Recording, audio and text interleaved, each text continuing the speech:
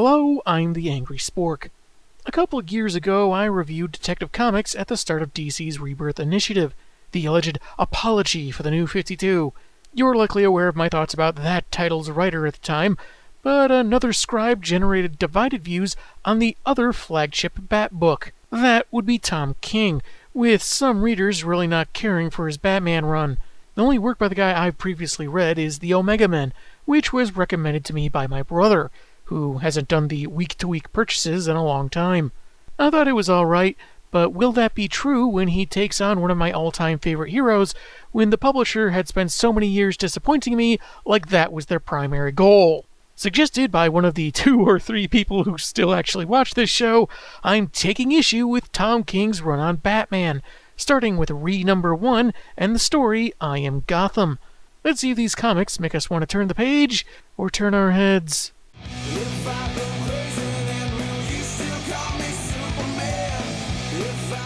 The cover features Bats, Gordon, the Batcave, and Duke Thomas in the foreground, while behind them are 2 new characters standing in front of some buildings and an airplane with its tail on fire. Fly Hindenburg Airlines, get what you pay for. Wait a minute. Penguins can't fly! Penguins can't fly! An alternate cover by Tim Sale has the Dark Knight and a bunch of villains he's either defeated or presumably about to defeat, and Catwoman peeking in the foreground. I don't know who this blonde is supposed to be, though. Kinda looks like Randa Duane from the animated series 2-parter Heart of Steel, but it's probably a coincidence. Featuring art by David Finch, Matt Banning, and Jordi Belair, we begin with a commercial airliner approaching Gotham as Gordon meets with Batman. A week ago, some operatives of the terror group Cobra raided a military base and took off with 3 air-to-surface missiles. 2 were recovered an hour ago by GCPD, but someone carrying the last one escaped into the Narrows. Too bad they don't have a capable hero in that part of Gotham. I said capable and hero. She's probably too busy complimenting herself in the mirror and saying how lucky it is that it gets to reflect her image. But hey, since we're here... Again, this was a week ago, and Gordon was only now just informed. Given the writer's CIA tenure, I wonder if this is King giving a tongue-in-cheek dig. That 3rd missile strikes the plane as it passes above them. The Caped Crusader goes into action, contacting Alfred, who's already monitoring pilot communications. Batman can tackle any problem with prep time, and a butler that was ready 5 minutes earlier. Seriously, the plane was just hit and Pennyworth's got the sit rep. Luck, or is he secretly psychic? The vertical stabilizer, rear rudder, central hydraulics are all damaged, and it's expected to crash into Gotham Square, and the crowd's gathered there in about 6 minutes. Bruce dives into a very TAS-inspired Batmobile. I kinda like the mechanical detailing, but I've never really been a fan of any of the cars having the prominent bat head. He then has Duke Thomas crunch some numbers, as Alfred says he received several automated responses from the Justice League, who were either off-world or in the middle of monster fights. I'm sorry, the superhero you have dialed cannot be reached at this time. If you're a hostage in a bank robbery, press 1. If you are being chased by bioengineered ninja squirrels, press 2. If you'd like to hear about new merchandise at the Hall of Justice gift shop, please stay on the line. As he drives off a bridge, whoops, looks like Clarence was too late for this one. Maybe he'll have better luck with that George Bailey guy. Bats tells him to let them know they're okay, because it's his city, as he launches upward toward the plane. He calls Jim and tells him to direct emergency services to the Gulf of Blackgate Prison, where he intends to guide the craft. Where are you? I'm on the plane. Oh, of course. You're on the plane. You couldn't tell from what would have to be the sound of 100-mile-per-hour winds that would likely drown out anything coming over the communicator? You gotta pay attention, Jimbo. After conferring with Alfred about the plane's wingspan and height of the 2 buildings up ahead, Bats uses his grapnel launcher and attaches the rocket boosters from his ejector seat to the wings, and then fixes himself near the tail to navigate. Man, things haven't been the same since deregulation. Alfred operates the boosters as instructed, so the plane turns to pass between Kane Plaza and Finger Tower, avoiding their destruction. People in Finger Tower were mostly quiet about the incident, but those in Kane Plaza would exaggerate the story for people that weren't there and were really self-promoting about it. That was a reference to Batman's creators, if you didn't catch on. A figure on a rooftop watches Bat as a Cobra henchman lies dead next to a rocket launcher. Observe the clock, Batman. Oh no, I forgot to set my DVR. I'm gonna miss Dr. Pimple Popper. Bruce is aware that in order to ensure the plane and everyone on board survives, he won't. He has letters prepared for the boys in case of his death, and mentions Mr. Thomas would be wise to continue his training under Nightwing. Wayne asks if this is a good death that would make his parents proud, and Alfred, having become increasingly distraught, says they'd be as proud as he is. He's a child of rich parents. I think they'd be happy that he didn't die with his head in the toilet after getting tweaked out on designer drugs and robbing a liquor store wearing nothing but his boxers and one torn sock wrapped around his torso. As the plane hits the water, it actually lifts up a little and lands much softer than anticipated. At first, thinking a certain Kansas farm boy is responsible, Batman and the reader are introduced to the actual reason. Gotham and Gotham Girl, and they're here to save their city. I should have known it wasn't Superman. He somehow always has John Williams playing whenever he visits Gotham. Still haven't figured out how he's doing that. Part 2's cover has the three looking like they're about to dynamically jump into action, working together, and it's really good. The Tim Sale alternate has Bats in the background in the sewer spotting Solomon Grundy, I hate this! Ew, I hope that thing that just floated by was a candy bar. whom the new super duo contends with as the issue begins. The fight breaks the Statue of Justice, and as Gotham pursues the zombie, Batman appears in steam flowing from the grate, which looks really cool, then throws him over his head and steps on his neck to incapacitate him. What? Maybe I don't know enough about Grundy, but even if you consider using the momentum of his charge, it still feels rather superhuman for pointy ears. That he manages to keep Solomon down after he just knocked an actual superhuman into a stone statue just furrows my brow further. Bats tells Gotham that he let the target get too far ahead, and that he was less than 2 seconds away from trampling a nearby homeless man.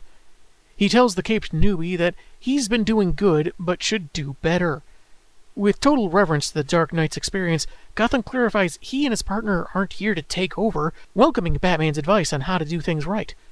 Later in the cave, Bruce ruminates on how there will still be much more extraordinary threats than he or any subsequent Batman will survive, and he knows nothing about these newcomers, let alone how to stop them. Not surprising for him, since he's oft had files on stopping his fellow Leaguers, his friends. In his usual deadpan fashion, Alfred says chaos in Gotham ain't exactly new, and reminds that there are 250 guests for a charity gala in the manor that have been waiting an hour for Wayne, and he can't keep avoiding it. You also can't pretend to be drunk, insult everyone until they leave, and then burn down the house. It stopped being funny after the 3rd time. Jim Gordon meets with a man named Bob Castro that acts as a setup for the cross-title Night of the Monster Men. The man says he freed Grundy to begin with before committing suicide. At the gala, Bruce stayed long enough to see the bat signal and tells Alfred and Duke that he's bringing the Gothams along so they can get a better idea of what they're facing in protecting the city. His newest sidekick asks if he trusts them. I don't even trust Alfred. A comment that the butler claims stems from Wayne's 10th birthday, when he got a wakizashi blade instead of the katana he'd asked for, and hasn't been the same since. I'm sure that sounded more whimsically humorous in Tom King's head, but without seeing Bruce's facial expression when he says that he doesn't trust Alfred of all people, this scene just makes him seem like the kind of terribly privileged jerk he typically only pretends to be. But hey, maybe that's just me. Arriving at the signal, Bats attests to the lives saved by Gotham and Gotham Girl. Kinda figured word about them would have spread already, but moving on. After making a joke about how itchy masks must be, Gordon explains about the guy who warned of monsters before he offed himself. It doesn't mean anything to Batman, and the Gothams simply state that they're here to save the city. Well, thank the Lord. Don't know how he got along without you. This seems oddly cynical of him. If they were bright-eyed rookie cops, I'd understand this comment. But they've got superpowers, Batman just vouched for the good they've done. I just figured Jim would be, more excited? After the newbies get a sample of Batman's vanishing act that somehow evades their Ultravision, the issue ends on Hugo Strange demonstrating his successful control of Psycho Pirate at the behest of Amanda Waller. who's willing to use this to somehow save Gotham. Part 3's cover has Bats riding his motorcycle through a window, probably for fun because he knows he can afford to pay for it.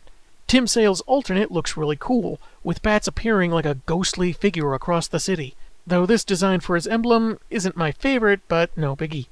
In a familiar scene, and not unlike Burton's first Batman movie, parents and their son walk into an alley, accosted by a crook with a gun. Husband and father Henry Clover narrates how when you're raised in Gotham, you can become the city, both rising and falling, experiencing joys and miseries, and needing to forgive it like you forgive yourself. So the city is basically the Borg? Should the arc instead be called We Are Gotham, You Will Be Assimilated? Being from Gotham can let Henry understand the more wretched qualities about himself, and even find something positive in that discernment. Batman took the mugger out, in his current suit, if with some different colors, despite this occurring several years ago. But let's not get too nitpicky. And there's a blood trail on the wall. Did someone on this book take the wrong cues from Dawn of Justice? Anyway, he instructs the family to get checked out by an incoming ambulance, and says they'll be scared for a while.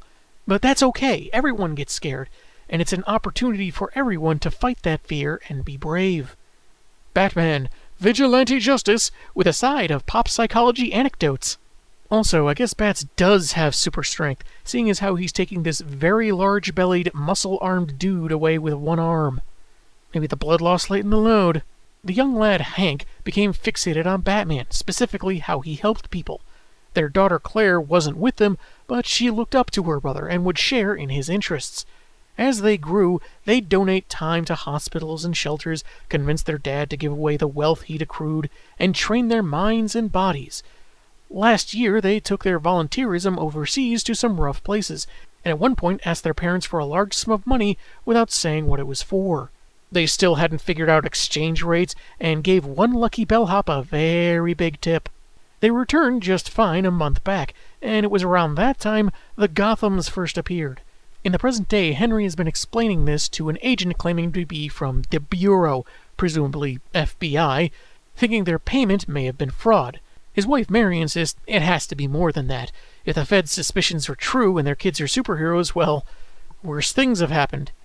That Tinian guy just won't stop cutting throats and setting the city on fire. The agent takes his leave, revealed to be Batman in his Matches Malone persona.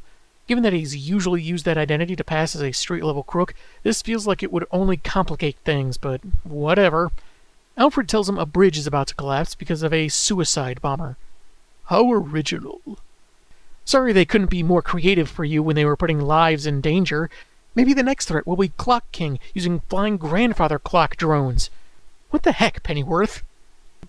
Less jarring, but still weird, was him referring to the woman's detonation as relieving herself. Makes it sound like the bomb was urine-triggered. Though beforehand, she mentioned monster men are coming, so Batman splits his car in two to eject the Bat Cycle. I imagine he got suited up through magic since there's barely any space there. He drives off as the car fuses back together, which I'm sure no one in suburbia saw in broad daylight. It's a transformer! Gotham is barely keeping the bridge up, the strain beginning to get to him, until Bats arrives on a 2-page spread. Between his cycle and the Batplane, he manages to help stabilize the structure. And you just know there's someone still in his car, slamming on his horn and expecting that to make the traffic go faster. Hugo Strange narrates to Waller that citizens internalize what happens in Gotham, feeling its pain and decay, the various villain attacks like Joker and Mr. Bloom. However, he considers this an illusion that makes them accept horrors, even become them, and plans to free people from this psychosis using Psychopirate. And they will happily declare, I am not Gotham. I am better than Gotham. I'm more like Cleveland. That place rocks. There's a whole song about it. Just ask Drew Carey. The bridge is as secure as it's gonna get right now, so Batman tells the supers to watch the city for another attack and do what they can while he investigates. Gotham thanks him and stumbles around recalling the mugging from his childhood, but his idol takes off, saying it's good to see what he's done with his fear. Some in Gotham's boots might wonder how Bats would recognize him through the mask and passing years, but Hank is still pretty stoked. Later, weird panel because it doesn't seem like any time has passed. compounded by Claire making a joke about the significance that he let them see him leave this time. Are we to think that they just stood floating for an hour or so in a daze? Starstruck or not, that's gotta cost them bat points. An explosion rings out, and the Gothams are on the move, with a nice sibling exchange before facing the next danger.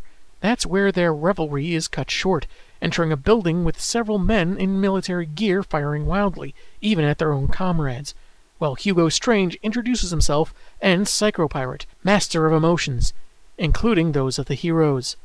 Part 4's cover looks like pointy ears pushed Hank off a building, and the guy's all like, "What the expletive, dude?" I wonder if he'll remember he can fly. The Tim Sale variant looks like Bats is grapnel swinging through the city and just realized he missed his turn. The issue begins with him finding over 24 dead soldiers, apparently killed by someone on Superman's level, and a frightened Gotham girl curled up in front of a piece of wall with "I am Gotham" apparently written in blood, with extra attention paid to the G done in their emblem's font. Garish and unsettling, but you gotta respect the commitment to calligraphy. We go to an homage of the jumper scene from All-Star Superman, though this time it's Gotham telling a man with a smartphone that even if he's done something bad, they can fix it, and repeats Batman's words about fear being an opportunity to be brave. And he's backed up by firefighters and a SWAT team. But the guy decides the best fix is to warn of the monster men and blow up the building. Claire wakes up in the cave with Alfred offering some refreshments, when Duke gives a blanket and she seems more comforted by him, but Batman calls him for an update on the crime scene analysis. He's located Gotham, who's trying to repair the bridge that got blown up earlier. Bat says he can't fix it, only make it worse, which gets an I-beam thrown at his car. He shrugs that off, elaborating that he thought he understood the new hero up until those 27 corpses. This shocks Hank into flying off, so Batman digs a glider from his ride that fortunately survived that huge metal beam and destroys his wheels before leaving. Duke contacts him about the dog tag serial numbers of the fallen soldiers. They seemed random until he started playing with them. Suffice to say, it was not as fun as playing with actual dogs. Each of their numbers equaled 24, and they belong to a unit whose letter is 24th in the alphabet, X. Charles Xavier has gone through some really weird changes these last few years. Naturally, it means Task Force X, so Batman slips into their base, past their super awesome security with ease, to have a talk with Waller and slam Lois Lane's dad's face into the wall. That's our Batman! Ever since you arrived, Gotham has been on fire. In fairness, a lot of those fires were done by one writer repeating himself. I say take it up with Tynion. This is America. We don't stand idly by while our cities burn. Unless someone's favorite sports team loses. Or wins. Or it's a tie. It was made Waller's job to handle all the craziness in Gotham, and she figured emotion-controlling Psycho-Pirate, himself controlled by Hugo Strange, would be enough. Those soldiers with him were intended to prevent any betrayal on his part, but that obviously didn't pan out. However, since the pirate made the supers go nuts, he can make them sane again, and Waller will help find him, if the Dark Knight uses the magic word. Oh, and there were 28 men, not 27, that accompanied Strange. 10 minutes later, Bats is at the Clover's household, finding the parents dead and Hank holding the last soldier by his neck. In his short commute, I guess, Bats deduced that after the fight, Gotham took off his mask from the sweat, where one agent feigned death and snapped a picture of his bare face. He really shouldn't have been fooled, though. The guy was playing dead like a cartoon dog with all 4 limbs stuck in the air. Said soldier, in a rage, dug through Task Force X databases to find and revenge kill Hank's parents, considering the Cape a monster. Bats tries to reason with him, given his own experience with dead parents, and that Gotham's actions are because of Psycho-Pirate, whom he'll find to fix the rookie hero's noggin. The young man throws the Dark Knight's words back at him, that he can't fix this, only make it worse, as he breaks the soldier's neck. He throws Batman through a wall, saying he sacrificed everything to save Gotham City, and all it does is destroy everything.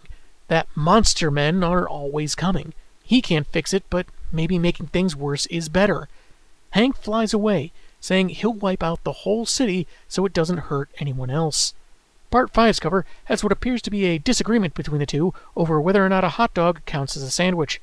The blood trail feels a little dubious unless Bruce spat out blood at the instant of impact and became kind of like a gory sprinkler. The variant has them aggressively posing at each other.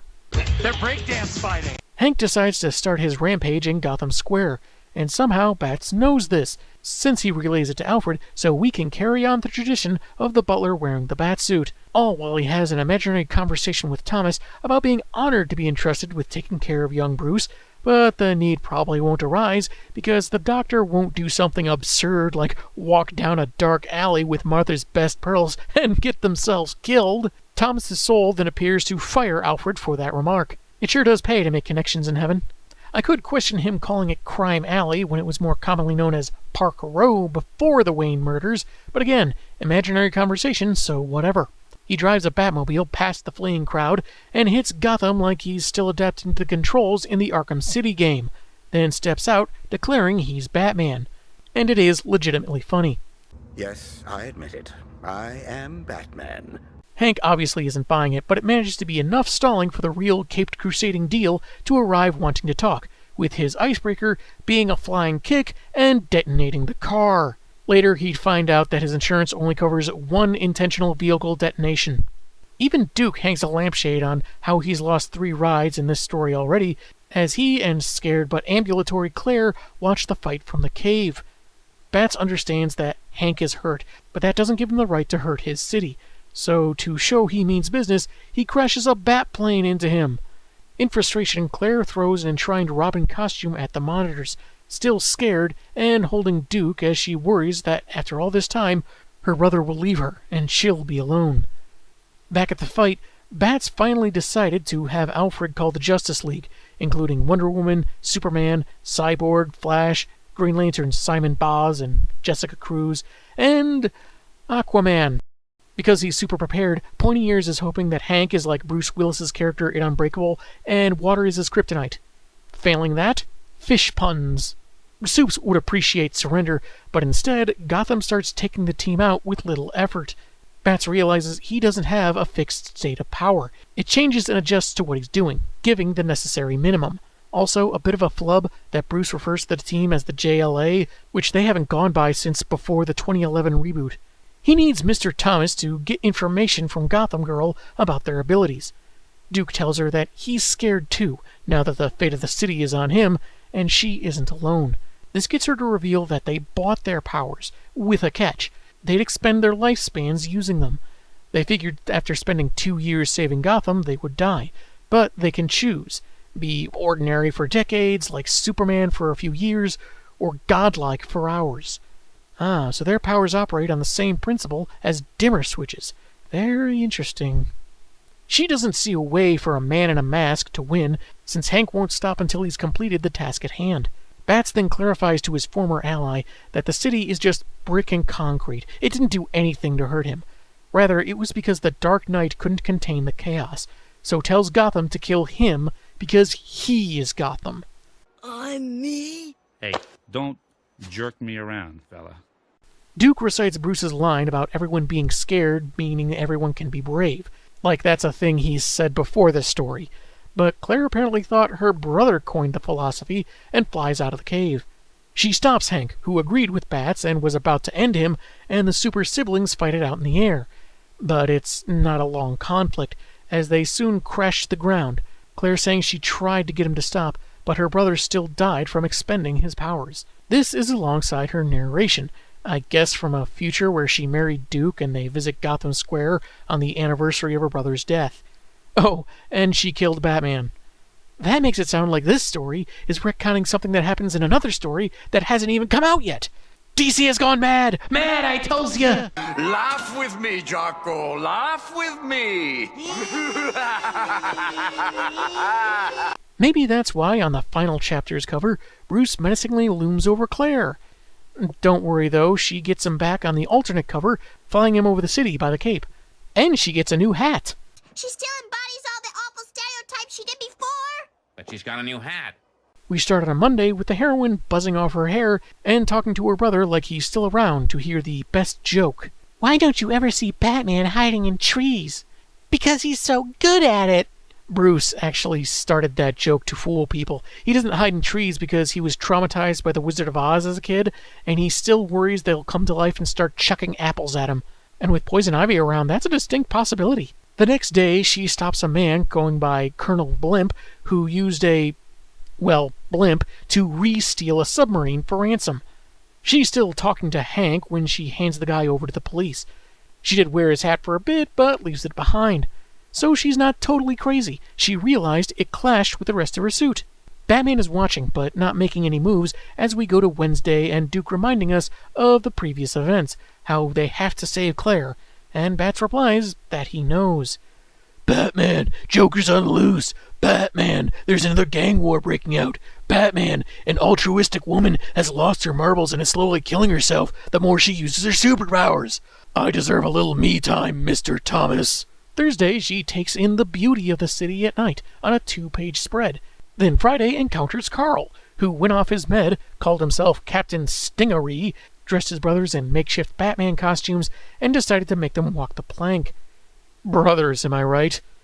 Pointy Ears himself shows up, offering to help her, but she behaves like this is their first meeting, becoming sullen, then back to more upbeat before flying off. Bruce asks Alfred for advice, how the butler helped him after the death of his parents while taking out Stingery. Each night you leave this perfectly lovely house and go leaping off buildings dressed as a giant bat. Do you really think I helped you? Well, maybe if I'd gotten the katana I wanted for my 10th birthday, we could have avoided all of this. Saturday, she apprehends Kite Man and realizes she's repeating her Batman in trees joke, when the man himself flags her down with the bat signal, asking why she's helping the city. Still talking to Hank, she says helping others lessens the pain of being alone. Most people don't understand, but Hank always did, and maybe Bats would as well. He reveals his identity to her, and explains that his dad was very formal, which made him difficult to talk to, but he could always talk to his mom. When they were shot and he waited for the police, he held her hand and talked to her, the latter of which is something he still sometimes does. Sometimes she asks why I haven't found a nice vigilante to settle down with, instead of that cat lady, and I'm all like, Mom, let me live my life, will you? They hug as Claire says she misses Hank, and Bruce replies he knows. The comic ends on Sunday, with Waller revealing the disasters around Gotham were Strange's way of controlling Psycho Pirate, which I thought he'd already done in that cell, and traded the villain for oodles of venom. The only way to cure Gotham Girl is to retrieve the pirate from Bane, in the powerful sovereign country of Santa Prisca. Waller has a plan, so long as Bats agrees to work for her, but it's so risky, it might as well be suicide. As long as we don't have to deal with damaged Joker or awkward belly-dancing mummies, I think we'll be okay. That was I Am Gotham, and I thought it was alright, despite a few problems. It's an interesting idea, Gotham City getting its own Superman-like heroes. Not simply in terms of near-identical powers, but in that they just want to help, going so far as to agreeing to whatever it was that gave them abilities in exchange for their lives, just to make life better for others. Maybe that's why their emblems are diamond-shaped like Clark's. And speaking of, those designs are really great, not too simplistic or complicated, and the color schemes evoke previous gray and blue Batman costumes. Though perhaps one's mileage will vary on Gotham Girl's pleated skirt being so short it'd make a Sailor Scout blush. Isn't that skirt a little north of the knee? You're telling me. I like how the siblings' backstory was told, though I would have liked to have seen more of their present-day brother-sister dynamic, like when Claire jabs at Hank for wanting to be more and more like Batman. Though it's curious that in all the years of training, studying, and volunteering together, Hank never mentioned the adage about fear and bravery originating from bats. It might not seem important, but considering how much Claire seemed to look up to her brother, to find out he didn't come up with such inspiration on his own could mean a lot of difference. To her, Hank was a grounding force and a guide through their adolescence. It amplifies the tragedy of his loss because she took his cues for so long, followed his lead, that without him around, only able to talk like he's still there as a coping mechanism, she's genuinely unsure about how to be her own person or forge her own path. I'm not sure about that narration she has about marrying Duke and killing Bruce for some reason, but maybe like who she and Hank bought their powers from, that explanation will be forthcoming. As for more familiar faces, their characterizations were mostly fine, with certain exceptions. I'm uncertain about Gordon being so cynical about the new heroes with essentially Kryptonian powers wanting to help out. Well, I think the more people who find out Batman's secret identity kind of lessens the mystique of the character. It kind of made sense here. He couldn't stop Gotham Girl physically, so he went for something they could bond over, an emotional connection. Could have kept his secret with more vague terminology and keeping the mask on, but this way she can confirm that, yeah, he knows where she's coming from. He does understand. Though I'm not sure why he calls Duke Mr. Thomas all the time. Maybe it's a secrecy thing, but he didn't seem to have a problem with Alfred, butler to one of the richest men on Earth, tending to someone he barely knows that's empowered and potentially dangerous, if without malice. But hey, it's just Alfred. It's not like he trusts him or anything, right? Yeah, that's a real sticking point for me. There's very little indication that Bruce meant it as a joke, and the story about the sword didn't really help. Overall, Alfred in this story seemed off to me. When it looks like Bats is going to die saving the plane, and he asks if it's a good death, as if to evoke the Dark Knight Returns for some reason, Pennyworth puts emphasis on my when he says my boy. Understandable, he basically raised the guy for most of his life, but his one-sided conversation in the Batmobile was practically mocking the Waynes for their deaths, even though it could have also been a snarky way to cope with the absurdity of what he was asked to do. He also referred to a suicide bombing as unoriginal. He offers an unsettled Claire some coffee. She yells no because of her trauma, and he instead offers tea. It's not that these moments can't work for his dry British wit to break the tension, and maybe it's just me, but something seems to be missing, making it seem more serious, and Alfred more cold and dismissive than intended. Hank internalized the city and its pain so much so that he took its name and chose to take responsibility for its protection, much like how previously Gordon and Batman both referred to Gotham as their city. How his powers are explained feels like it relies a lot on being vague. Why he can struggle to keep up a bridge but effortlessly take on the Justice League. But I do think it works well enough for the time being. Though the idea that Psycho Pirate made him insanely angry and that led to his actions felt pretty inconsistent. He's so enraged, he takes time to write out the ARC title in someone's blood, then tries to calmly talk a suicide bomber down.